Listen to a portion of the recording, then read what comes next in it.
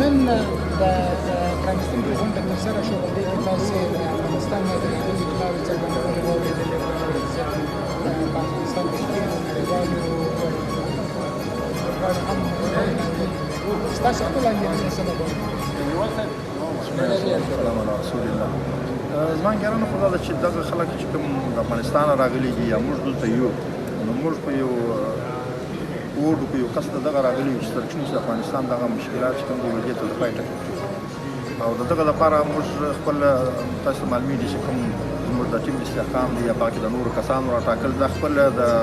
زموږ د امیر ولې یا د نورو ګروپونو تر ټولو دغه عزم د دې ښیي چې موږ دې ته چمتو یو او عزم دې کړی دي چې افغانستان مسئلې باندې بحث وکړو او دغه مشکلات دغه حالت چې کوم روان دي دې ته د پای ټکی کړي او افغانستان کې یو نظام راسي، افغانستان کې اسلامي نظام وي، افغانستان کې استقرار وي، افغانستان کې امن وي او مهاجر بیرته راوګرځي او افغانستان کې هر څوک وکولی شي ژوند به کولی شي د دغه مشکلاتو ځان راوباسو. یوه غوښتنه چې نن د پرانیستونکو غونډې کې وشوله د اوربند لکه د بشرپاله اوربند غوښتنه چې تاسې باید په پام کې ونیسئ. داسې مخکې اوربند کله غوښتنې کېدلې لکه اخترو کې چې وسوې هغه وخت کې خو اختر په مناسبتو باندې دا وسو دا اوربندونه، اما اوس موږ هغه ځای ته راغلي یو چې دایمي اوربند باندې خبره کېږي. د اوس هغه وخت راغلی دي چې پر یو اوربند نه بلکې پر یعنې چې هلته دغه بیخي جنګ نور ورک سي، ځکه د اتفاقیې مطابق موږ هلته یو چوکاټ اېښی چې په هغه چوکاټ باندې راسو په اوربند باندې یو هر اړخیز اوربند باندې بحث وسي او په افغانستان کې چې دغه اصلي مشکل روان دی دې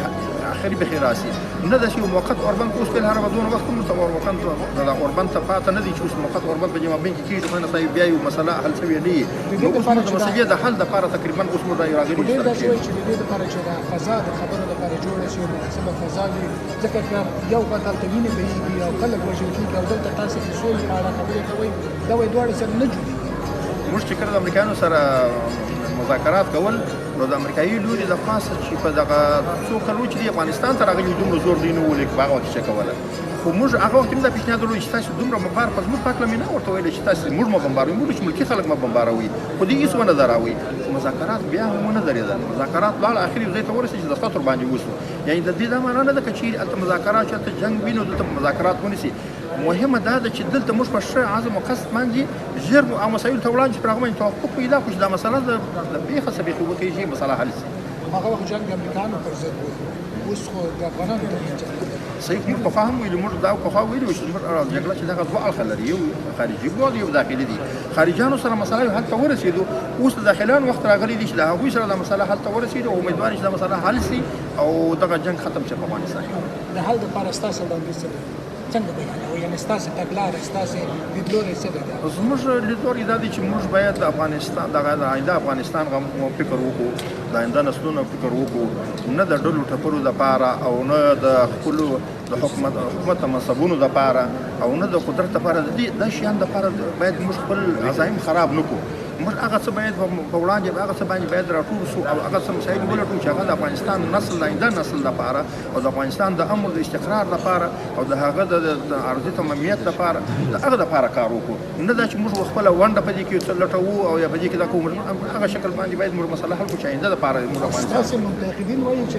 تاسې چې په جګړې باندې دومره ټینګار لرئ د دې لپاره چې واک ترلاسه کړئ، بېرته هماغه پخوانۍ واکمني مو بیا پر ځای. موږ د اوله ګشته د واک لپاره موږ راوتلي ساده سکستا پیج موږ مدرسو کې سبقان وایي. د افغانستان ملت چې کله ډېر وځورېدی هېڅ حالت وردغه نه و، نو موږ دا بهتره وبله چې د درس ویلو نور دا ښه دی چې افغانستان ته لږ امن راسي او تر هغه امن هم راغلی. بیا که په هغه وخت کې چې ډېرو خلکو مقابلت مو ورته بعد دنیا ته غلط معرفي کړو، تر اوسه پورې غلط معرفي کوي، هغه مسله جلا وه، ورنه موږ افغانستان که هغه مسله نه وای موږ افغانستان ته هغه وخت تقریبا امن راوستی او خلک پر لارو باندې خوش چې ځي په لارو کې څوک اذیت ورته ونه رسېږي، تر ډېره حده پورې امنیت راغلی. اوس هم د دې لپاره موږ چې راوتلي زموږ دغه نه دي چې اوس موږ صرف دغه زموږ جګړه خو نه د قدرت لپاره روانه ده، موږ د افغانستان د خیر او د افغانستان د ملت د خیر لپاره چې څه مناسب وي د هغه لپاره. او اوس چې کوم زموږ جهاد روان دی هغه خو په مقابل کې د خارجیانو دي، هغوی د ملک اشغال کوي، هغوی راغلو ملک یې ونیوي. خارجیانو سره خو جګړه درولې ده. د افغانستان د راغلي کال یو مشر څرګندونې تاسې واورېدلې، په هغې کې په بېلابېلو مسلو خبرې وشولې چې یوه پکې د نظام ساتل و، د جمهوریت ساتل و، د مدني ازادیو ساتل و او د اقلیتونو د ازادۍ د ساتلو او نور بېلابېل هغه شیان چې په افغانستان کې ډېر خلک په ټینګار کوي چې د تېرو څه کم 2 لسیزو بریاوې ولسته راوړنې دي. ستاسو له نظره مثلا څومره دغه شیان ستاسو لپاره د منلو وړ دي او ورسره د جوړېدو موږ فکر کوم په دې کې اکثره شیان چې هغه دي یاد کړي دي لکه د اقلیتونو حقوق دي، د زنانو حقوق دي، د بیان دي، دې ټول شیان ته موږ کله وایو موږ هم دا غواړو. موږ هېڅکله داسې نه کوو چې په افغانستان کې خدای نخواسته د یوې فرګنې دپاره څه حاصل د بل لپاره نه وي. مثلا اقلیتونو ته شی نه وي، خالي هغه وي. موږ هېڅکله داسې نه غواړو چې هلته زبرځواکي وي، هلته نه غواړو چې هغه باندې موږ داسې څوک خپل دغه شیان غواړو د خلکو دپاره چې ټولو خلکو ته حقوق ورسېږي. هغوی ته د اسلامي نظام په رڼا کې هغوی ته د دې حق ورکول شي چې هغوی په حکومت کې حصه ولري، هغوی په دې عمل کې ژوند کولو حصه ولري، هغوی په تجارت او په صنعت په هر څه کې خپله حصه ولري. البته صرف دغه جدګانه بل لږ فرق وي چې هغوی د یوې جګانه ورته ګوري، موږ د بلې نګانه. پر دې باید جوړښت راشي چې هغه د اسلامي اصولو په بنیاد کې دغه چې دا ملک د مسلمانانو ملک دی، هغه بنیاد باندې چې د هغوی عزت، د هغوی فتح هر څه پکې خوندي وي. لږ په ساده ټکو وایو په افغانستان کې اوس چې ښځې کوم حقونه لري، مثلا که تاسې په واک کې شاملېږئ او د سولې خبرې او نتیجې ته رسېږي، فکر کوئ چې څومره به دغه ذرې محدودې شي؟ او دغه یو ځای پوښتنه ما سره دا سته چې اوس دوی هغه افغانستان کې کوم حقوق لري، هغه حقوق یې ډېر حاصل دي کې مشکلات ډېر دي. دغه ځای کې زما لږ سوال ایا هغوی په افغانستان کې اوس مشکلات زیات دي کې حقوق زیات دي؟ دغه فرق دا توازن باید جواب وکتلی شي. ستاسو خپله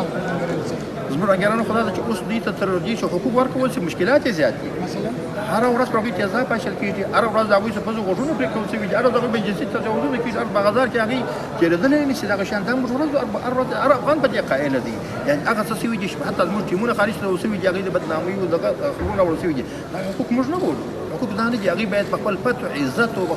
خپل وطن کې ژوند تېر کړی شي. هغوی ته باید څوک غرض ونه کولی شي پر ځای د دې باندې اوس خو دغه ټول شی په عمل او د کار او د تعلیم او کوره د بهر د کار د دغه ټول بحث باندې مول چې دغه افغانان چې کله کښېناستل د اسلامي اصولو په رڼا کې به د دې ټول دپاره مسایلو دپاره حل لټوي. په دې ځکه د دې لپاره چې دا اوس ډېر وخت مختلف وي، دې لپاره ډېر مسایل تغیر خوړلي دي. د دغه په رڼا کې به د اسلامي نظام په رڼا کې دغه افغانان چې کښېناستلي دي ټول اړخونه باید وهڅول شي او د دغه لپاره یو حل باید پیدا شي. ستاسو دغه څرګندونه چې د هر شی د اسلامي نظام او د اسلامي اصولو په پوهه کې ډېر خلک په تشویش کړي دي. د دې نه هر ډول تعبیر کېدلی شي. زه به دغه یو دغه وکړم. دا ولې موږ تعبیروو؟ موږ وایو بعضې خلک نارینه وایي چې هغوی دغه خپل حقوق یا داسې یو شی د هغه حقوقو سره پرتله کوي چې په امریکا او په اروپا کې نو د یو اسلامي نظام د یو اسلامي ملک د هغوی کلتور د هغوی عنعنات یعنې کله اوس موږ کولی شو چې د امریکا کې چې کوم حقوق د ښځو دپاره کوم اصول یا کوم عنعنات هغه موږ په افغانستان کې پلي کړو. یعنې که تاسو هم کېناسئ پلي کولی. زه به مثال درکړم. کرزی رئیس جمهور ښځو ته خطاب که هغوی ویل مړ ګیله دا د خپله کوروالا باید راوستلی وای نو خو ته برسي دغه ته راوستونکې وجه راونسته خو ما کوردوی بزرګ نه شم ایستلی. دا مسائل فرق لري. موږ چې کله وایو موږ وایو هغه خپله راوځي زموږ وایو که خپله راوځي تاسو به یې مخه نیسئ که به یې نه نیسئ. موږ دې سوال ته ورته دغه پرکم. موږ ځکه دا وایو چې موږ هغه څیز د موږ د اسلامي نظام په رڼا کې وایو. موږ د افغانستان د اسلامي ټولنه ده د هغې مطابق د هغوی د عنعناتو مطابق د حقوق دي که د بیان ازادي هر څه چې د هغه مطابق باید یو کار وشي. نه دا چې موږ بل چا ته ګورو په بل چا پسې روان یو. پوښتنه دا وه چې که خپله غواړي چې څوک راوځي د باندې کار تعلیم ته ستاسې به د دې څه مخه به یې نیسئ که زموږ هغه په دې کې هغه به څه زموږ د هغې لپاره هغه څه وي چې هغه اول د اسلام مطابق د افغانانو د کلتورو د نفع مطابق د افغانانو د راکړي. د اسلام تعبیر هم فرق کوي. ستاسې تعبیر یو څه ده ترې په افغانستان کې د خلکو مثلا تعبیر بل څه ده، په بل ځای کې بل څه ده. اوس دا اسلامي هېوادونه هم چې ګورې په بېلابېلو اسلامي هېوادونو کې بېل بېل ډول د نظامونو شته. ستا خو زموږ په خیال باندې موږ چې د ښځه په حجاب کې کله چې د کوره راوځي هغه په حجاب کې باید د خپلو ضرورتونو لپاره په جره کې کولی شي چې راوځي د خپلو ضرورتونو لپاره په حجاب کې وي. یا د بېرته به هماغه د طالبانو د واکمنۍ د مهال حجاب تحمیلېږي؟ نه ما دا نه کړي ما خپله دغه عام دغه چې ما ته کوم معلوم دي چې په دغه باندې څومره کال د شریعت نه نګاه نه هغه دا دی چې په حجاب یې د خپل ضرورت لپاره کولی شي. هغه د حجاب په اړه هم تعبیر او تفسیر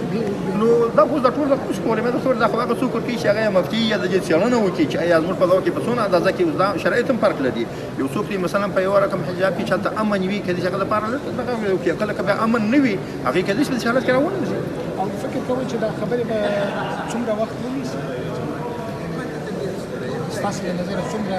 خنډونه او ستونزې په مخ تشکیل سړی خو تخمین د دې نشي کولی ځکه دا خو تر اوسه موږ کښېنستلي هم نه یو دا معلومه سوې هم نه ده چې موږ څومره به دغه کولی شو خو زه چې فکر کوم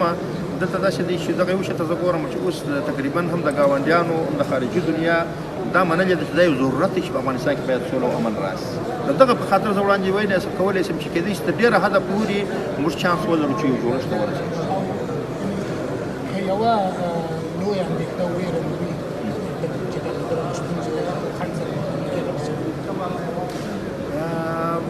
داسې ستونزه ماته اوس فلحال نه معلومېږي چې سړی ووایي چې یاره دغه ستونزه سره به موږ مخامخ یو ځکه ما درته وویل د ملت ستونزې او ملي منافع چې دي هغه تر هر څه وړاندې دي که موږ هغه یې ور مخته کښېږدو نو داسې ستونزه نشته چې موږ دغه نه راوګرځوي چې موږ اتفاق ته ونه رسېږو فکر کوئ چې کابل ور اقتصاد کې تاسو